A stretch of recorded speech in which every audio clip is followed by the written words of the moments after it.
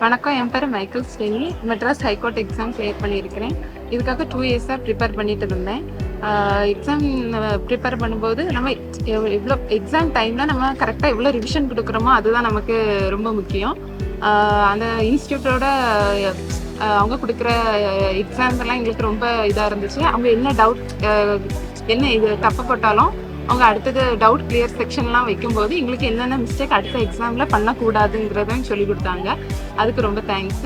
அதுக்கப்புறம் என்ன புதுசாக வரவங்களுக்கெல்லாம் ஓல்டு கொஸ்டின் பேப்பர்லாம் எப்படி இருக்குன்னு சொல்லிட்டு அனலைஸ் பண்ணி அடுத்தடுத்த எக்ஸாம் நீங்கள் கிளியர் பண்ண நல்லா சான்ஸ் இருக்குது. சொல்லப்போனால் அவங்களுக்கு எங்களுக்கு தனியாக லைப்ரரி கொடுத்துருவாங்க.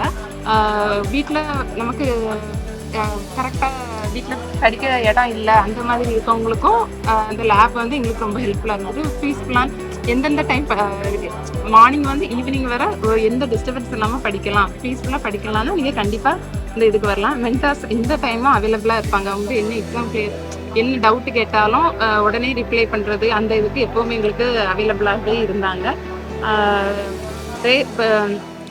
எக்ஸாம்ஸ் அடிக்கடி டெய்லியும் கொடுத்துட்டே இருக்கனால எங்களுக்கு அது ரொம்பவே யூஸ்ஃபுல்லாக இருந்துச்சு. மென்டார்னு சொல்லப்போனா டெல்பின் மேம் சொல்லலாம். அவங்களுக்கு நம்ம கிளாஸ் நடக்கும் போதே நம்மளுக்கு ஒரு மோட்டிவேஷன் இருக்கும். அப்போ எல்லா டைமும் நமக்கு ஒன்று போல கொண்டு போக முடியும், எல்லா டைமும் ஒரே எனர்ஜியோடு படிக்கணும்னு நம்ம சொல்ல முடியாது. ஸோ இந்த மாதிரி ஒவ்வொரு டைம் மோட்டிவேட் பண்ணும்போது தான் நமக்கு இன்னும் படிக்கணும், ஒவ்வொரு நாளும் ஒரு எனர்ஜியை கொண்டு போகிறதுக்கு இந்த மென்டார் சப்போர்ட்டாகவே இருந்தாங்க. மேக்ஸ் ஆகட்டும் டெய்லி கொண்டு போட்டு பார்க்கணும் இதெல்லாம் சொல்லும்போது டெய்லி ஒரு ஸ்லிப் டெஸ்ட் வைக்கிறதும் இது ஒரு எக்ஸாம் கண்டிப்பாக ஃப்ரீயாக இருக்க டைமும் நமக்கு படிக்கணும்னு ஒரு என்கரேஜ் பண்ணுற மாதிரி அந்த என்விரான்மெண்ட் எல்லாம் கொடுத்தது. ப்ரிப்பேர் டெய்லி நீங்கள் சிலபஸ் வைஸே படிங்க, புக் வைஸ்லாம் படிக்காதுங்க. சிலபஸ் வைஸ் அந்த ஒரு டாபிக் எடுத்துறீங்களோ அது எந்தெந்த புக்கில் எந்தெந்த டாபிக் கவர் ஆகுதோ அந்தந்த சிலபஸ் வைஸ் நீங்கள் முடிச்சிருங்க. முடிச்சுட்டு எக்ஸாம் வர ஒரு ரிவிஷன் தான் முக்கியம். எந்த அளவுக்கு நம்ம படிக்கிறோமோ அதை ரிவிஷன் பண்ணுறதுல தான் நம்ம அந்த எக்ஸாமை எப்படி பண்ணுறோன்னு ஒரு இது இருக்குது. அதனால கண்டிப்பாக ரிவிஷன் போடுங்க, டெஸ்ட் அடிக்கடி கண்டக்ட் பண்ணுங்க. டிஎன்பிஎஸ்சி எக்ஸாம்னா எனக்கு நமக்கு முன்னாலேயே இந்த எல்லாமே சிலபஸ் வைஸ் பார்க்கும்போது எல்லாமே படிச்சு இது நம்ம ஏற்கனவே படிச்சிருக்கோமே, கொஸ்டின் பேப்பருக்கு படிச்சிருக்கோமே, அப்போதைக்கு அப்படி ஒரு இன்ட்ரெஸ்ட்ல தான் டிஎன்பிஎஸ்சி எக்ஸாம் கிளியர் பண்ணேன். அதுக்கப்புறம் இப்போ படிக்கிறதா இவ்வளோ நமக்கு தெரிய வேண்டியது இருக்கா, இவ்வளோ தெரிய வேண்டியது இருக்கா. அந்த சிலபஸ் வைஸ் பார்த்தா டிஎன்பிஎஸ்சி ரொம்ப அதிகம் தான். இருந்தாலும் நம்ம கொஞ்சம் டைம் எடுக்கும். இருந்தாலும் அந்த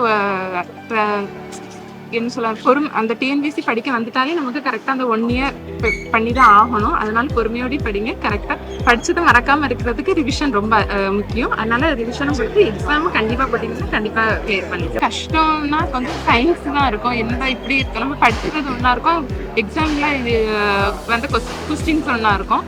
ஸோ நம்ம சயின்ஸ்லனா ஒரு டாபிக் எடுத்தோம்னா அது 12th இருக்கா 10th இருக்கா அந்தந்த டாபிக் எங்கெல்லாம் கவர் ஆகும் அந்த மாதிரி நீங்கள் படிச்சு கவர் பண்ணால் ஓகே இல்லை. ஏன்னா கொஞ்சம் சயின்ஸ் தான் நான் வீக்காக இருக்குங்க, அதனால சயின்ஸில் கொஞ்சம் இது பண்ணேன். ரேஸில் பார்க்கணும்னா அப்பாவோட ஃப்ரெண்டு தான் இந்த மாதிரி ரேஸ் நல்லா இருக்கும் போய் பாருங்கன்னு சொன்னாங்க. அப்போ ஓகே எனக்கு ஃபர்ஸ்ட் ஐடியா இல்லை எப்படி இருக்கும்னு சொல்லிட்டு அப்புறம் உள்ளே போய் பார்க்கும்போது தான் லைப்ரரி படிக்கிறது டைம் அவங்க உள்ளே பார்க்க என்விரான்மெண்ட் எனக்கு ரொம்ப பிடிச்சனால தான் ரேஸ் இன்ஸ்டியூட்ல நான் வேற 2-3 கோச்சிங் சென்டர்லாம் போய் இதில் பெஸ்ட்டுன்னு ரேஸுன்னு மற்ற ஆட்கள் சொன்னனால சரி அங்கே விட்டு அதை வெற்றி அது சொல்ல முடியாத வெற்றி. நம்ம ஊரில் எடுத்துக்கிட்டாலும் சரி, ஃபேமிலியில் எடுத்துக்கிட்டாலும் சரி, இதுக்கு முன்னால் ஒரு சார் சொன்ன மாதிரி ரொம்ப ஒரு பயங்கரமான வெற்றி. சரி கடவுள் புண்ணியத்தில்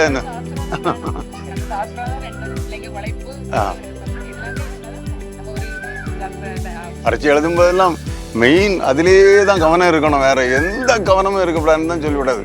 அது 12th எழுதுனாலும் சரி இது எழுதுனேன்.